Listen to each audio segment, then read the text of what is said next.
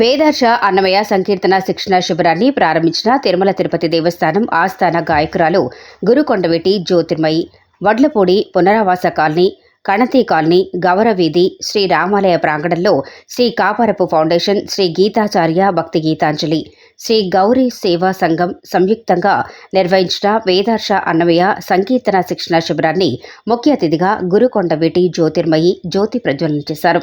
అనంతరం ఆమె మాట్లాడుతూ కలియుగంలో వెంకటాద్రిపై కొలువయ్యున్న శ్రీ వెంకటేశ్వర స్వామి సంకీర్తనలతో ముక్తిని పొందిన శ్రీ అన్నమాచార్యులు అంతటి సంకీర్తన సులభుడై స్వామికి ప్రతికరమైన అన్నమయ్య సంకీర్తనలను అర్ధసహితంగా ఆనందానుభూతిని అందిస్తూ ఇంతటి మంచి కార్యక్రమాన్ని నిర్వహిస్తున్న నిర్వాహకులకు అభినందనలు తెలియజేశారు.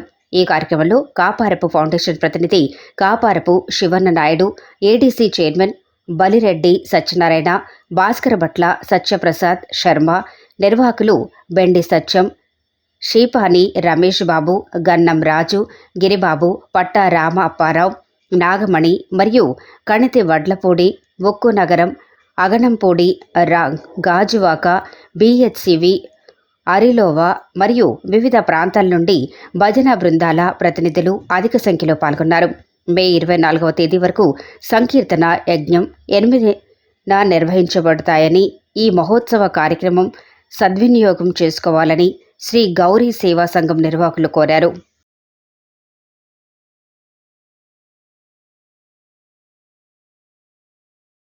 నమస్కారం, నేను కాదయ్యా అని చెప్పడం ఎంత వినయపూర్వకమైన జెస్చర్ భూమిలో ఎక్కడా కనపడదు. ఋషుల యొక్క దర్శనం తత్వమసి, అది నేనై ఉన్నాను, నేనే అది అయి ఉన్నాను అని చెప్పడం. అందుకని అక్కడ నానాత్మనే నమో నమో అని చెప్పారు. అంత అందంగా ఉంది కదా. ఏమి భావం, భావం కాదు, మహాభావం, గొప్ప భావం. నానాత్మనే నమో నమో. ఈ రచనలనే ఎవ్వరు దలచిన ఇహ పరమంత్రములిందరికి ఉంటుంది. ఆ పరావాక్కు మనం చెప్పలా. ఎవరు చెప్పారు? అన్నమయ్య చెప్పారు. ఆ ఋషికి ఎలాంటి అపేక్ష ఉంటుంది? ప్రత్యేకంగా ఏమీ తనకి కావాలని లేదు, తనేదో పొందాలని లేదు. తాను ఏది ఇవ్వదలుచుకున్నాడో అది చాలా ఖచ్చితంగా ఇస్తూ ఉంటారు. అందుకని కావలసిన పోషణ అంతా ఎక్కడుందయ్యా? తురీయం వాచో మనుష్య వదంతి. ఆ తురీయ స్థితిలో ఉన్నది. మనం అలా పాడుకోగలిగేటువంటి సాధనని ఇండివిజువల్స్గా చేయాలి. ఇండివిజువల్గా ఎవరికి వాళ్ళు చేయాలి. దాన్ని అలా ఎలా పాడుతున్నాం అనేదాన్ని మనకు మనమే చూసుకొని, మనకు మనమే అబ్జర్వ్ చేసుకొని పాడాలి.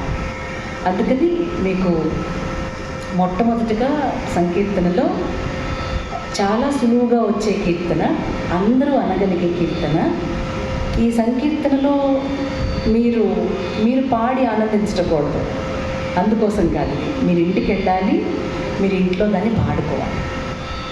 పాడుకోగా ఏం జరుగుతుంది అంటే, మీరు ఏమీ మన పిల్లలకు బుద్ధి చెప్పాల్సిన అవసరం లేదు. మీరు చేస్తూ ఉంటే వాళ్ళు చాలా ఇన్స్పైర్డ్గా వాళ్ళు కూడా చేస్తారు. చెయ్యటమే.